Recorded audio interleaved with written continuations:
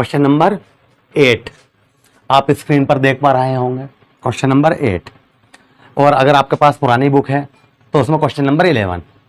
क्योंकि मैंने आपको पहले हर वीडियो में बता रहा हूँ एनसीईआरटी ने अपना सिलेबस कम कर दिया है परमानेंटली, तो कुछ क्वेश्चन भी कम हो गए हैं। जैसे अब यही चैप्टर हमारे चल रहा है करंट इलेक्ट्रिसिटी, तो इसका पोटेंशियोमीटर निकाल दिया इन्होंने, मीटर ब्रिज निकाल दिया इन्होंने, तो इसके ऊपर क्वेश्चन थे बीच के, तो वो अब हट गए, वो भी हटा दिए इन्होंने। ठीक, तो अब क्वेश्चन नंबर कौन सा है? 8 है, आप देख रहे होंगे स्क्रीन पर। क्या है, सॉल्यूशन डालते हैं। मैं पढ़ रहा हूं भाई, देखिए आप। Storage battery of EMF 8 volt. कोई हमारे पास बैटरी है, उसका ईएमएफ कितना दिया है? 8 volt. And internal resistance 0.5 ohm. इस बैटरी का इंटरनल रेसिस्टेंस कितना है? 0.5 ohm. Is being charge by a 120 volt DC supply. इसे चार्ज किया गया है डीसी सप्लाई, मतलब वो भी बैटरी है एक जिसके द्वारा इसे तुम चार्ज कर रहे हो। बात समझ में आ गई अब? तो इसका मतलब इसे E1 कह दो, और जो बैटरी मैन है जिससे हम चार्ज कर रहे हैं उसे E2 कह दो, और उसे किससे लिख दो? 120 मतलब E2 से। ठीक है, DC supply using a series resistors of 15.5 ohm. R equal to कितना है? इतना रेजिस्टर को हम यूज कर रहे हैं सीरीज में। What is the terminal voltage of the battery during charging?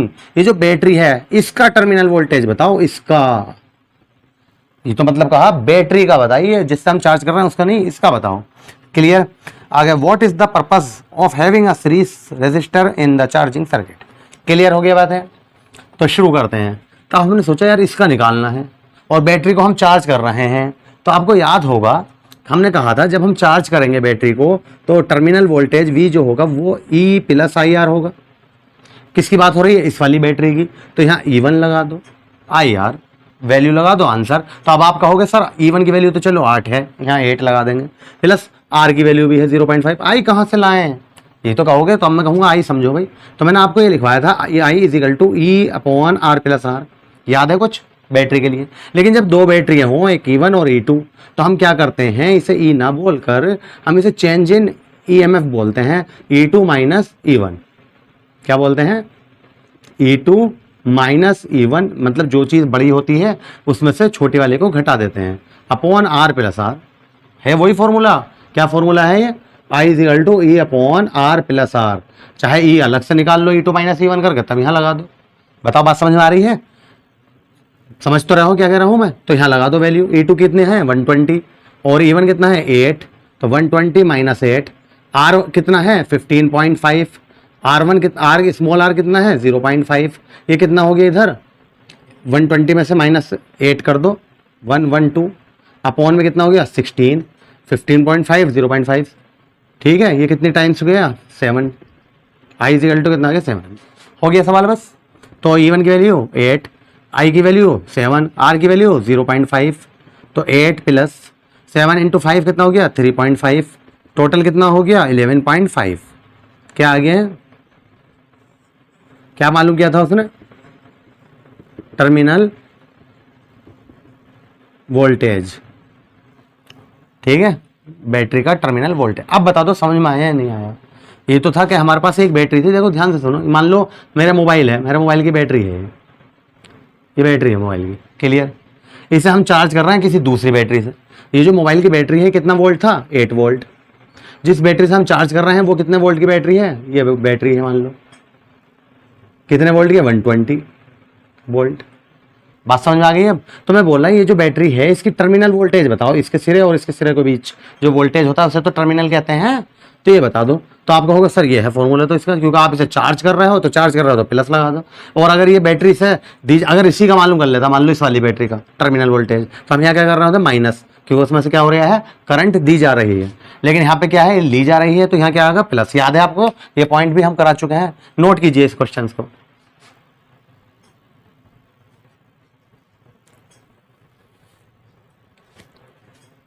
हो गया? Very good.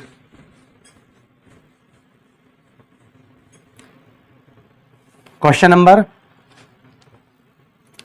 9 आपकी बुक में, अगर आपके पास पुरानी बुक होगी 2000 मतलब 2024 के लिए नहीं होगी, पुरानी होगी, 23 तक की, तो वो क्वेश्चन नंबर 13 होगा आपके में। हमारे में कौन सा है? 9। क्या है?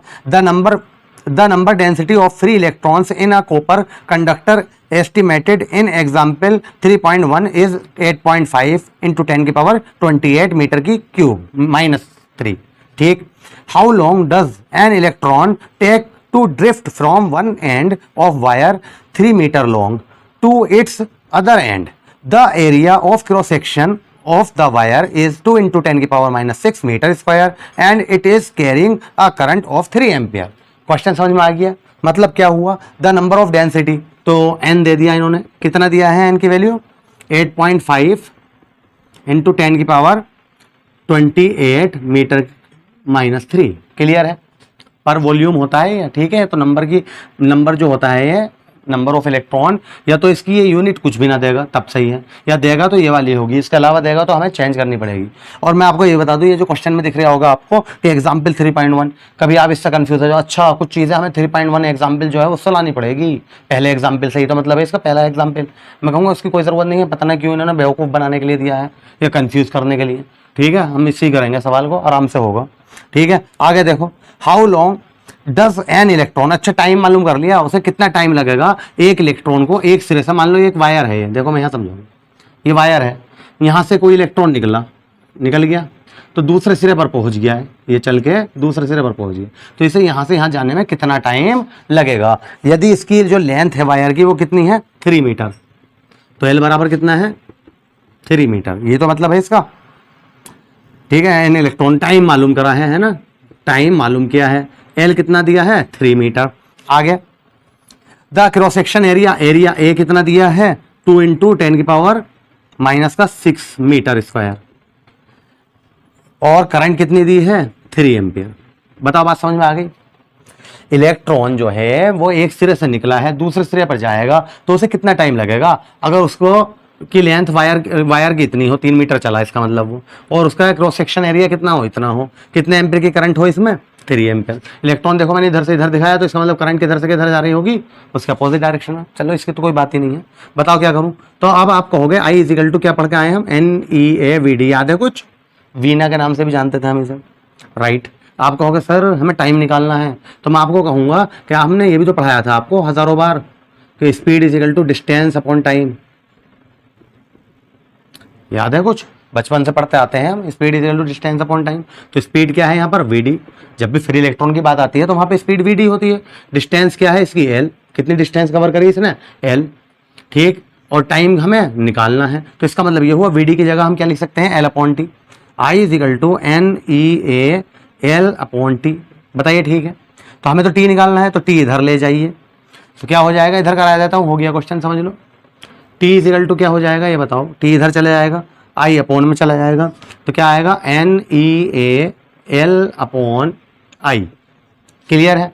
वैल्यू लगा दो, सबकी आंसर आ जाएगा। एन की वैल्यू कितनी है?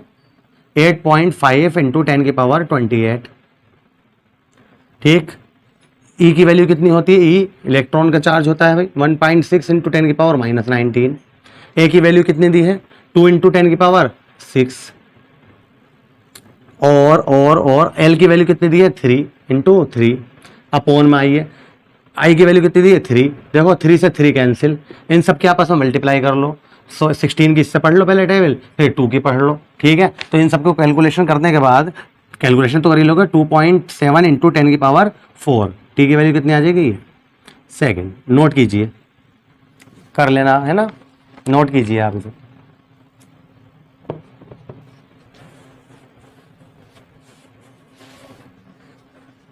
और इसी के साथ हमारा ये चैप्टर पूरी तरह कंप्लीटली, ठीक है, पूरा इस तरह मतलब कंप्लीट हो जाता है। और हमारा नेक्स्ट चैप्टर चलेगा नेक्स्ट वीडियो में। ये वाले चैप्टर के हमने एग्जाम्पल करा दिए हैं, डेरिवेशन करा दिए हैं, एग्जाम्पल करा दिए हैं, और ये सारे न्यूमेरिकल करा दिए हैं। Thank you.